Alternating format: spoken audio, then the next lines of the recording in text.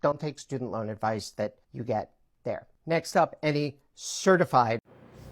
You know, I appreciate what Jay, the student loan attorney, is doing here. He's trying to warn people about misinformation and just bad sources of student loan information, which are rampant now with social media. 10 years ago, we used to have the student loan debt relief industry, which was driving a lot of the misinformation about federal student loans, trying to get people to pay for stuff that was pretty easy to do on their own. That has kind of changed to this point where we still have those companies, but now we have so many influencers that some of them are even trying to be helpful and just don't have all the information to give to people to make the right decisions. So with that said, I mean, these certifications behind me, these are two separate certifications I have: a certified credit counselor certification I first got in 2011 and a certified student loan counselor certification I first got in 2014. There's no parentheses around my certifications. They are very much real. They're very much from an accredited nonprofit credit counseling organization called the NACCC, which has been around for over 25 years.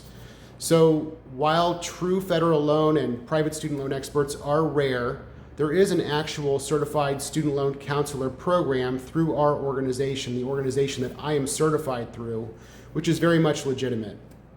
So I don't think that every student loan expert out there also has a law degree. And on the other side of things, I hear about absolutely terrible advice that attorneys are giving people about their student loans, especially bankruptcy attorneys that don't know what they're doing and are jumping on the student loan bandwagon. I can't even tell you the level of damage I've come across from uninformed bankruptcy attorneys that have tried to give student loan advice. Obviously, Jay is not in that camp. He's probably one of the top student loan lawyers in the country, and it sounds like he's, you know, a real expert in his field. But you don't need a law degree to be a student loan expert, and just because you don't think that someone who has a certification is an expert, or that there are no real certifications out there, I would really challenge that. So I've written articles for Yahoo Finance that have been published on how to get out of federal student loan default. They were published over 8 years ago. I've been quoted in the New York Times. I've been quoted in Forbes magazine. I've been quoted in CBS News. I even had an article in credit.com for a while. Would I have been quoted and mentioned in those places if I wasn't an expert, or did I somehow hoodwink those major news organizations into quoting some idiot? And look back at all my blogs, all my videos, all my advice, and find one piece of bad advice that I've ever given. I would challenge anyone to do that.